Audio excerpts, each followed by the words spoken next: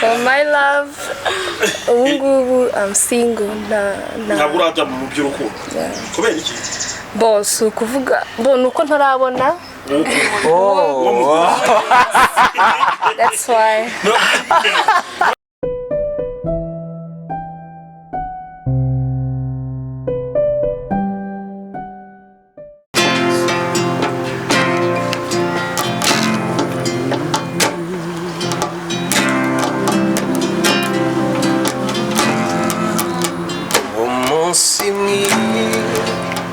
Zanibuka tubona kwereyeho wambereye umucunguzi yemwizi byawe nishimye singize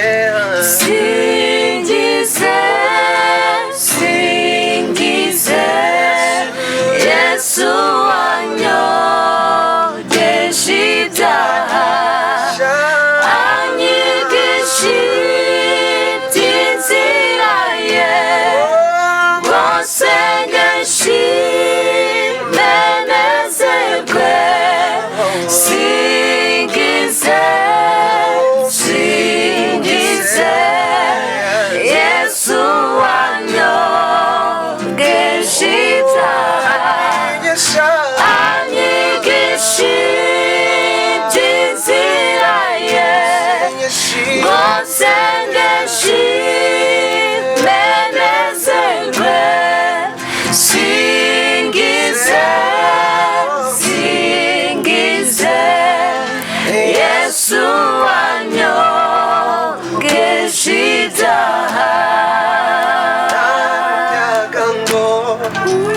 rongotana mugisino mungesobi mugarutse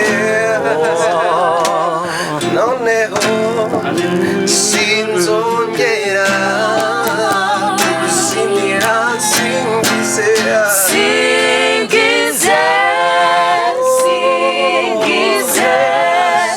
Yesu wanyogeje ibyaha anyigisha inzira ye rwose ngashime nezerwe singize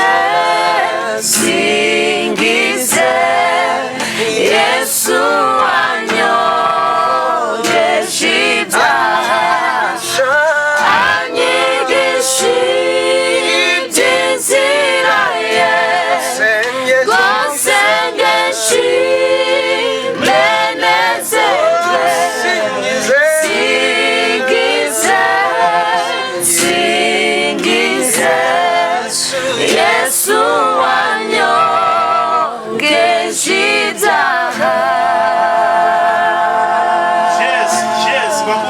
Kamana TV ngira ngo mwabyumvishe nyine ko turi kumwe n'itsinda ryo kuramya no guhimbaza Imana muri bya bindi twise ngo iyobokamana twataramye.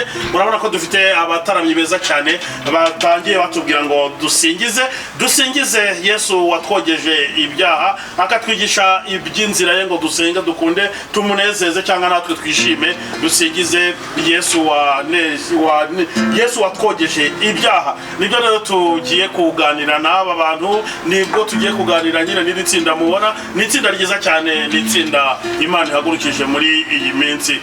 Ariko ni muri iyi minsi ramuhagurutse cyangwa mujya bahagurukije kera? Bahagurutse kera. Imana ihagurukije muri iyi minsi yaranyirengeye. Reka ntabwo duhagurutse none bimeze gute mwebwe? Yadutoranyije kera. Yabatoranyije kera. Amen. Wow, ni byiza cyane. N'ubundi baravuga ngo abayo yabamenye kera cyane. Kaga kurasi bajyaga ngabayo yabamenye kera. Abayo yabamenye kera cyane. Mumfashe. Abayo yabamenye kera. Abayo yabamenye kera cyane. Abayo yatumenye Tango ya sayalaba. Abayo yabamenye kera cyane. Abayo yabamenye kera.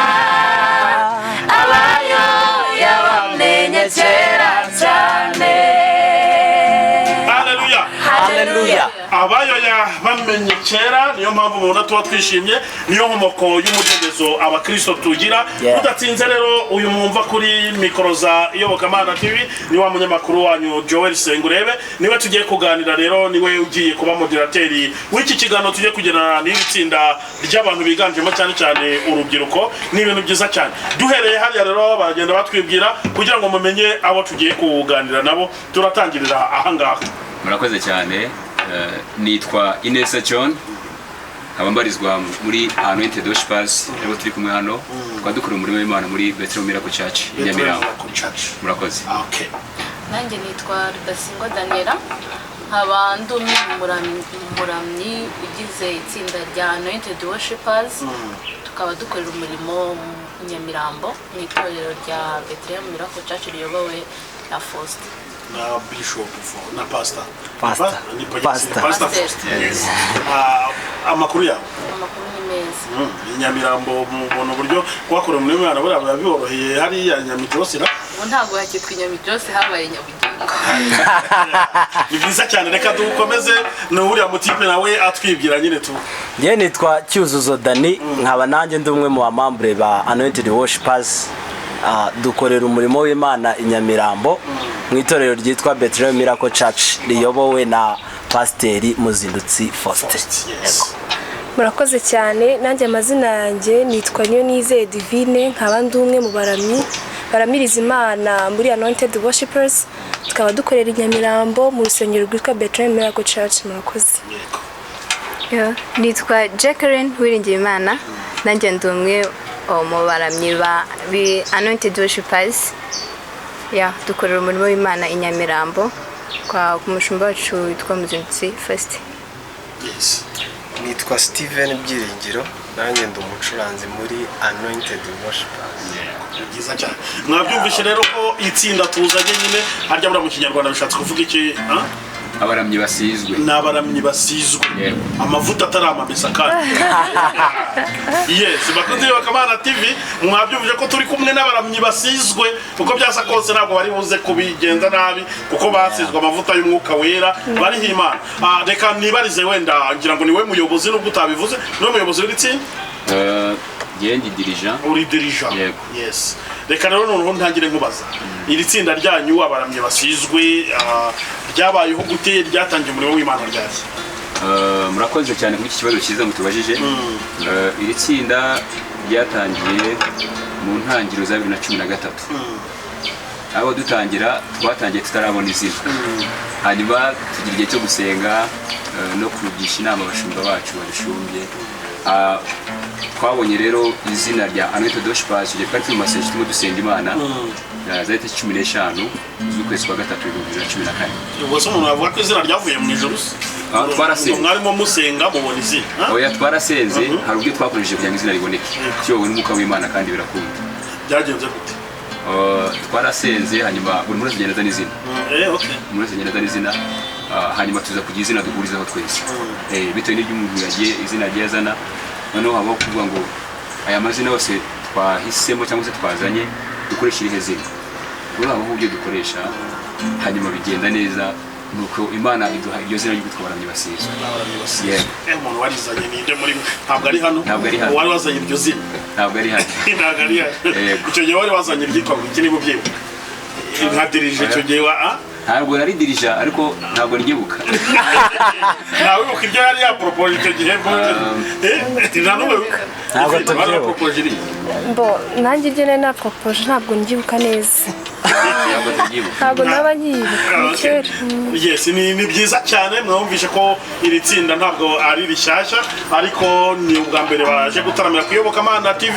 Ndibwira ko Iyobokamana TV musanzwe mugize. Yego. Musanzwe muri ibiganiro dukora bitandukanye. Okay, ni byiza cyane. Iri tsinda rigizwe n'abaririmbyi bangahe ubu ngubu muri uyu mwaka w'ibihumbi? Kugeza uyu munsi umubare dufite abaririmbyi tugeze kuri 71.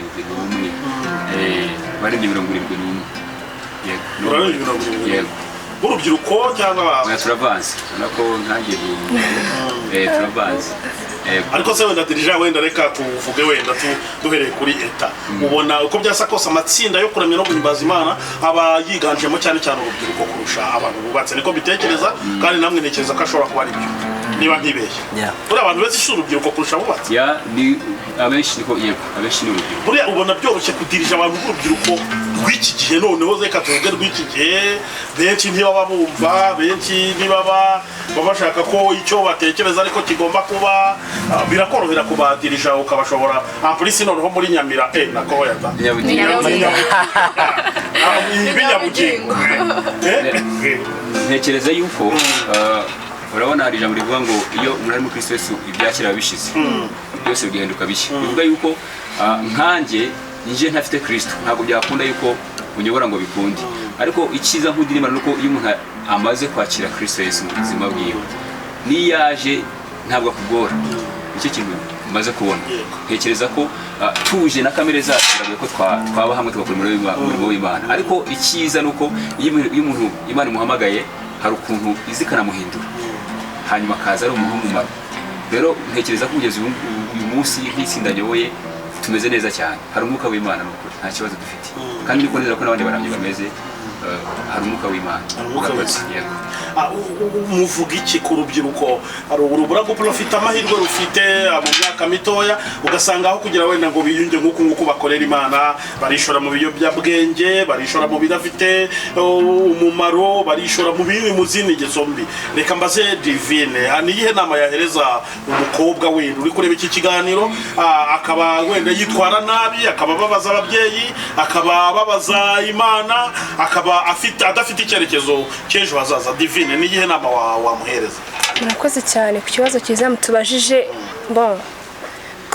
ngiye guhera ku nyungu zo kuba umukobwa uri mu nzu y'Imana iyo umukobwa ari mu nzu y'Imana hari ibintu runaka bimurinda kuba yajyamo ushaka kwica ubuzima bwiwe ukiri nko mu myaka mitoya ushaka gutuma future yawe yica burundu kwa ko wishora mu bintu by'iyobyabwenge tugatwara inda ugafata iyo sida ugasanga ubuzima bwawe urabwisha ayo mashuri wigaga ntabwo yarangije mese vision y'ababyeyi baguteguriraga niyo wari ukeneye ugasanga nta kintu na kimwe ukozemo ugasanga upfuye uvuga ati iyo mbimenye nari kuba nakoze iki ngiki ariko iyo umuntu ari mu nzu y'Imana Imana imuhereza vision nziza nawe umenya uburyo ushaka gutwara ubuzima bwawe kuko uba waramaze kwakira Yesu Kristo nk'umwami n'umukiza w'ubugingo bwawe kamenya uburyo udirije ubuzima bwawe kugira ngo n'uwo mwami urusheho kumwubahisha inama nabwira umuntu ukiri hanze ibintu byo hanze nta mumaro wabyo pe yego ashaka kuvuga ati reka mbe ndahangaha mbe nishimisha mbe nkora fan ariko natwe turi mu nzu y'Imana pe fan irimo kandi harimo n'uburinzi bwinshi cyane nk'umukobwa uba wasinze agataha nijoro ashaka gukora impanuka atwaye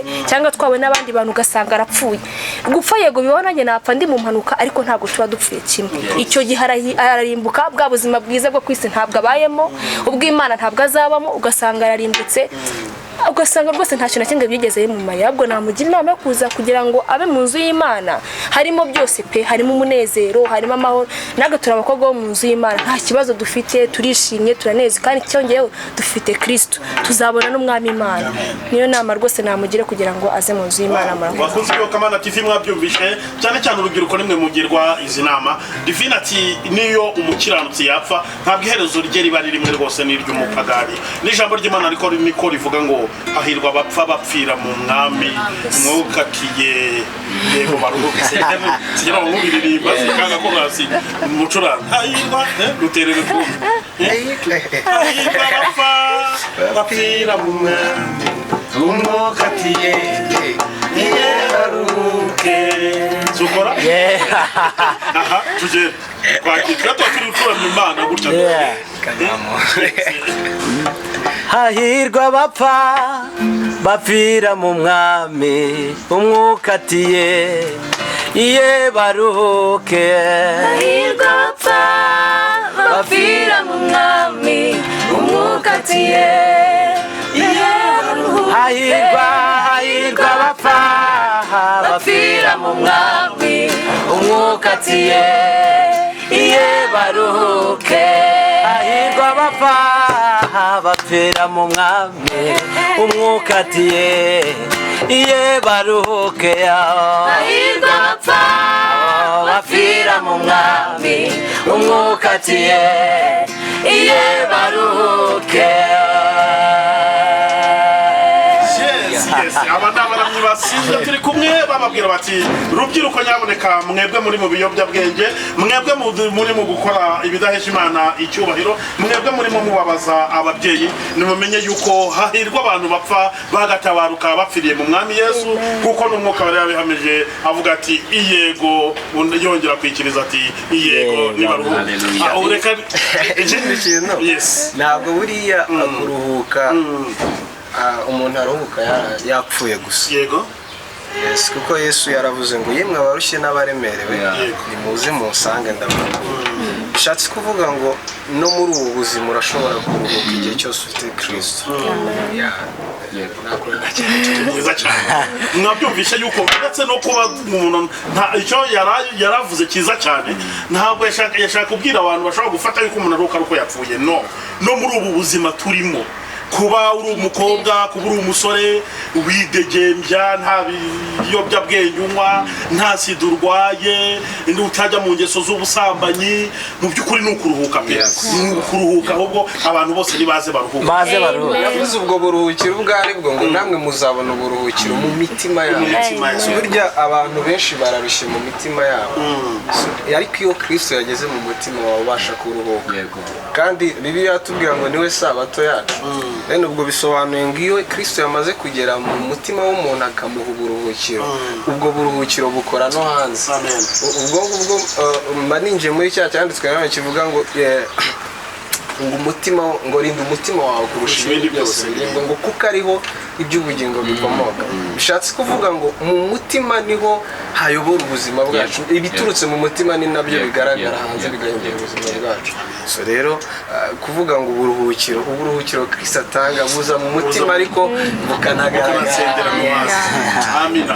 Ndumva ntangiye gufashwa. Reka tuze kuri dirija mu baze. Ubundi dirija we nabonye warabivuyemo, ntabwo ukiri umusore, uri umupapa cyangwa uri umugabo.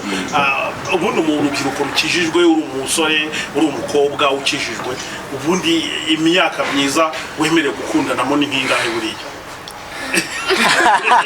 Ikibazo kirakomeye kugisubiza, gusa tugendeye ku mategeko y'igihugu cyacu. Yego. Ku gihugu cyacu hari imyaka igihugu cyangwa se leta itanga yemerera abantu kuba bakwemera gukundana. Bivuga ngo nanjye ntabwo najya munsi cyangwa se ngo nibuze amategeko y'igihugu cyacu. Bishatse kuvuga iki? Nemera yuko kugeza uyu munsi uburenganzira igihugu gitanga ni imyaka 21. Ariya igihugu se kivanga mu myaka wemerewe kuba bakundana cyangwa ibyo mbivuze shingiye ku mategeko y'igihugu. Ariko navuze ngo kiragoye ku ruhande rumwe bitewe nuko buri muntu wese agira ukuntu ayoborwa. Haravuga ngo bakundanye bakiri batoya, ngo batangiranye primaire, hanyuma barakurana, hanyuma ngo baza gushakana. Hariho n'undi muntu usanga bamenyanye ari bakuru. Ubwo rero ariko ngendera ko umuntu wese mbere namwe nuko reza amategeko y'igihugu, icyo kintu genda nabishingiyeho cyane. Kubahiriza amategeko y'igihugu ni ukuvuga ngo biri munsi iyo myaka twemererwa n'igihugu, bivuga ngo n'ubundi nta kigihugu cyakumarira. Urumva ko ntabwo wajya kuvuga ngo ugiye gukora mariage utujuje imyaka igihugu gisaba. Mugihe ntabwo navuze ubone mvuga, ntabwo nabajije urukundo wenda rwa mariage. Nose umwana mukobwa cyangwa umusore w'imyaka 19 uba ufite umukunzi. Okay, cyangwa reka duhere no kuri urubyiruko turi kumwe. Ufite umukunzi cyangwa ntawe? Mwatangiye gukundana ufite imyaka ingahe? Twatangiye gukundana afite imyaka 24. 24. Ufite umukunzi cyangwa ntawe? Ntawe. Kubera iki? ni choice yanjye y'ubuzima, nibyo nahisemo mbona bite. Hari uburyo we w'intego ukavuga ngo ku myaka mfite muri iki gihe ntabwo wenda ndi muri iyo situation yo kuba nakundana n'umuntu runaka, yo kugira za relationship n'abakobwa by'urukundo. Actually barahari b'inshuti zanjye zisanzwe, ariko atari uvuga ngo bimwe bavuga ngo ni girlfriend wanjye. Rero ni guide, nibyo wowe wihereza, ni priorities wihereza mu buzima bwawe, ukavuga ngo umva wenda utekerezwa numva ningera muri iyi myaka ariho natangira mu byo kujya mu by'urukundo n'imyaka nk'ingahe. Urukundo ntabwo waruhereza ngo imyaka ngo nzakundana iki gihe, kuko ushobora no gukunda n'ejo ariko ya ni ibintu biri automatique byizana ariko nanone se uvuze gutyo ubwo waba ushatse kuvuga yuko impamvu utarakundana ari uko utarabona urukundo. no ntabwo ari uko naramubona ahubwo nuko bitewe urabona bitewe n'intego nihaye ndi kwiga mfite ibindi bintu ndimo nshaka kugeraho runaka nkabona ndamutse mbifatikanyije bimwe bishobora gutuma bimwe bidindira ngahitamo kubyora nkavuga ati reka mbanze nkora ibi bive mu nzira then ibi nabyo nzabikora ibi nabyo mbonye hari aho mbigejeje nibyo ni byiza cyane niba ari byo nibyo ni ukuri. Divine, how are you? I'm fine. How about your love? For my love, ubungubu I'm single ntabwo urajya mu by'urukundo kubera iki? Boss ukuvuga nuko ntarabona. That's why.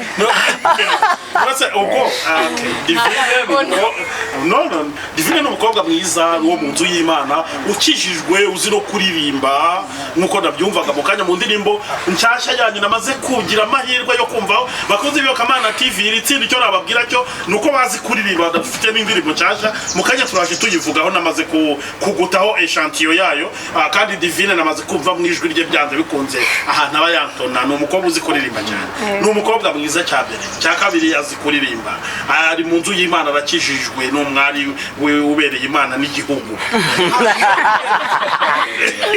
kubera iki nta mukunzi icyo navuga ibintu byose bigira igihe cyabyo ushobora kuba ndi muri no ton nta ufite hazabaho iyindi ton mufite uwo muntu yego kuba utamufite ni ubushake bwawe cyangwa ni ubushake bw'igihe? Ni ubushake bw'igihe nyine ni igihe kitari cyagera ngo kugira ngo ube mufite none siyo mpamvu igisubizo atanze muremeranwa nawe ni ubushake bw'igihe. Oya nicyo nashatse kuvuga ntabwo iyo ton yari yagera kugira ngo mbe ndi muri icyo kintu nyine ntawe nari nabona duhuza muri icyo kintu ngo nyine ubwo buzima nyine mbubemo swate byabejo bundi nyine ntabwo ari ikintu na mukanya byaba bidafatiraho. Okay, noneho yes ikiganiro nk'iki kiba kimwe amasomo wenda tukibirimo gutya ndaza kubaha mu conclusion iri buze gutanga isomo ku rubyiruko ruri kureba iki kiganiro. Divine ati ntabwo igihe kiragera ati nta nubwo ndabona uwo duhuza 100% ngo twinjire mu rukundo ati wenda ku mpamvu za determination na principe zanjye cyangwa no ku mpamvu wenda wenda iyo ugiye kujya nko mu rukundo urugero wahuye n'umusore yaguterese ugakubita umutima wenda kuri umukobwa ukijijwe wirinze wumva urukundo nta kintu ushobora guhungabanya ku gakiza kawe mu gihe waba urwinjiye muhubutse ni Divine giri kubaza ibintu byo guhubuka iyo umuntu yageze mu nzu y'Imana ntago ari wowe ukiyobora sinumva rero ko wakemerera amarangamutima y'uko uhubuka swati ibyo bintu nabyakira ukabyumva ugafata n'umwanya wawe wo gusenga ukavuga ati se koko Mana iki kintu ndi gufollowinga urabona hari ikintu na kimwe kiri butange niba ubona hari ikintu kiri bwice ku mwanya wanjye w'agakiza ntago ari ngombwa kukibamo. ubwo se iyo uyisenze gutyo iragusubiza ati ntacyo bizica komeza cyangwa bizakica komeza bigenda gute kugira ngo mujyane communication n'Imana? Okay, icyo gihe iyo umuntu wese afite uko abanye n'Imana cyangwa uburyo baganira icyo gihe cya kintu kirakomeye yari Imana yahisemo icyo kintu nta kintu kimwe kigitandukanye nanjye uko gumya kubivuga ndabyakira nkabyumva nkumva ko nkwiriye gukundana nawe iyo nyine mbona hari ikintu kimwe bizanyicira akihasaba ikintu gishobora gutuma njye na uwo muntu tutakomezanya ntabwo ari ugupfa guhubuka ngo mvuge ngo yego ngo cyangwa ngo no ubu nyine tuvuge ngo Divine ni umukobwa uri ku isoko sicyo ushaka kuvuga ntabwo navuze ngo ndi ku isoko ntabwo igihe ntikiragiye umukobwa utarageze igihe cyo gukundana oya si icyo ngicyo ariko si ukuvuga ngo ndi ku isoko ntabwo ndi ku isoko nta mukunzi afite ntiyemera ko ari no ku isoko nibyo reka twigire kuri uyu mucuranzi Mizisi y'amakuru watangiye gucuranga ryari? Nkiri umwana mutoya niga mu kane uriho wari utangiye gucuranga gitari sinti gitari icyo gihe natangiye gukinisha gukora aho sheri wawe ari aho se? shiri nawe disi nawe ntabwo uragera igihe nawe ikintu kiba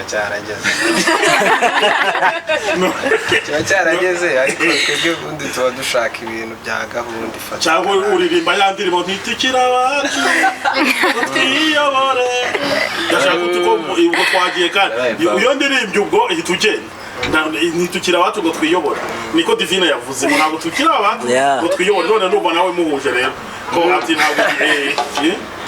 ntabwo igihe kiba igihe ntabwo navuga ngo ni kiba cyakageze ahubwo buriya buri muntu wese aba afite decision usibye na decision ari ukuntu Imana iba yarapanze gahunda z'umuntu buriya nubwo twese dushaka natwe kwishyiriraho akacu ariko kenshi na Bibiliya bivuga ngo iminsi yacu itaravaho n'umwe yose iri mu gitabo cy'Imana iranditswe ibintu byose nzacamo mu buzima bwanjye nzi neza yuko Imana ibifite mu mugambi ubwo rero nibihurirana n'ibyo nyine Imana yanyanditseho I think ibintu byose byahita biba baranavuga ngo mbere y'igihe si igihe na nyuma y'igihe si igihe Imana ikorera igihe mu gihe cyayo gikwiriye ntitukira abacu ngo twiyobore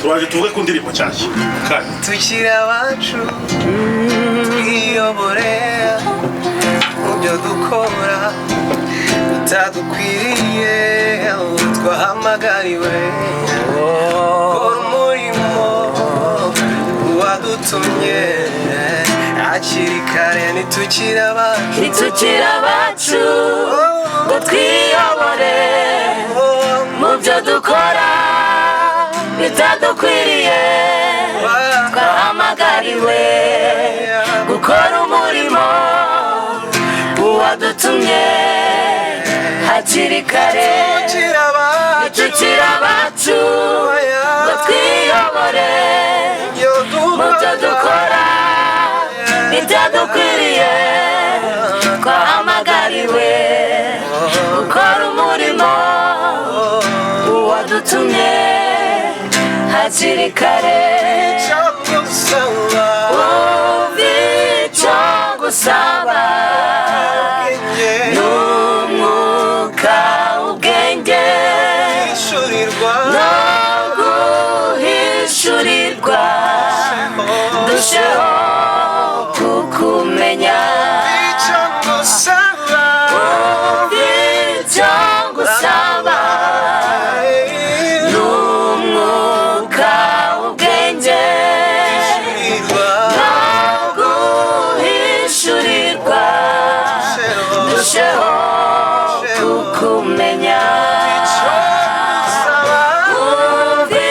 icyo gusaba n'umwuka ubwenge no guhishurirwa dusheho kukumenya ntitukira abacu ngo twiyobore mu byo dukora bitadukwiriye twahamagariwe gukora umurimo wiyadutumye hakiri kare ntitukira abacu ngo twiyobore mu byo dukora bitadukwiriye twahamagariwe gukora umurimo wadutumye hakiri kare abacu ngo twiyobore mu byo dukora bitadukwiriye twahamagariwe gukora uyu murimo hakiri kare reka ngaruke kwa dirija itsinda ryanyu rimaze gukora indirimbo zingahe n'ibiki riteganya nyine muri uyu muziki wo kuramya no guhimbaza Imana murakoze cyane indirimbo tumaze gukora indirimbo no kugeza ubu ngubu niyo twamaze gushyira hanze ariko dufite gahunda yo gukomeza gukorera Imana turamya Imana dushyira indirimbo hanze kugira ngo dufatanye n'abandi kwamamaza ubutumwa bwiza ubu rero dufite indirimbo yitwa Mfite Ibihamya niyo twashyize hanze mwajya kuri YouTube channel mwayisangaho yitwa Anointed Tune ndetse na Instagram nayo turifite yitwa Anointed Worshipers official na Facebook naho hariho Anointed Worshipers. Hanyuma kugeza ubu dufite nyine gahunda yo gukomeza gukora indirimbo, turimo tunategura na konseri mu kwezi kwa karindwi, tuzakomeza tubigane tubamenyeshe, ariko gahunda dufite yo gukomeza nyine gukora indirimbo, twamaze ubutumwa bwiza cyane cyane dushyira indirimbo hanze, kandi twizeye ko hamwe na Kristo bizagenda neza. Okay, tudatinze wenda reka muduhe akapela gato kuri iyo ndirimbo nshyashya, noneho abantu yumva kuyikurikira no kuyikurikira kuri YouTube channel ya Anointed Tune. Turaza kuyipininga kuyobokamana TV, mwaboneka mujye mukora subscribe kuri iyo channel yabo, ariko mutibagiwe niyobokamana, kandi umwese mwasamo turakora subscribe kuyobokamana. Noneho reka duha kapera ku iyo ndirimbo sasa rero yitwa ngo harya yitwa Mfite ibihamya. Haleluya. Amina.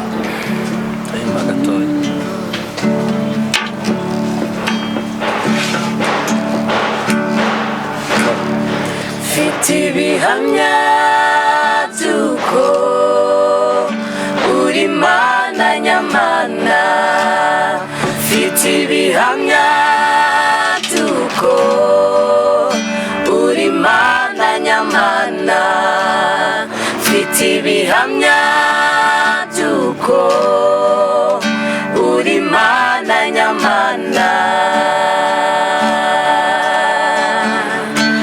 Washize kure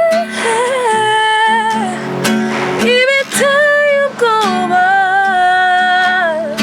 ubw'ingoyi z'urupfu zari zarantaye hagati, uraseruka wuzuye urukundo rwinshi, unyereka ineza ntarondora. Washize kure y'ibiteye ubwoba, ubw'ingoyi z'urupfu zari zaranaye hagati, uraseruka wuzuye urukundo rwinshi, unyereka ineza ntarondora. Mfite ibihamya by'uko uri Mana nyamana, mfite ibihamya by'uko uri Mana nyamana. Mfite ibihamya by'uko uri Imana nyamana. Mwabyumvishe rero kuyishaka yose no kuyisanga kuri YouTube channel ya Anointed Tune, ukajya kuri Instagram zabo, kuri social media zabo zose uri buze kubisangaho. Reka rero tubashimire cyane kubw'iyi ndirimbo ndetse n'ibindi bikorwa byose nyine bijyanye n'umuziki muzakomeza gukora, tuzajya tubaba hafi, kandi ngira ngo ni ibintu byiza cyane, ngira ngo uwabashimira ntabwo yaba yibeshye. Mwakoze cyane kwitabira iki kiganiro kuyobokamana TV, nakagaruka tuzajya tugenda tuza kubasura dukomeza kugenda tuganira. Imana ibahe umugisha cyane.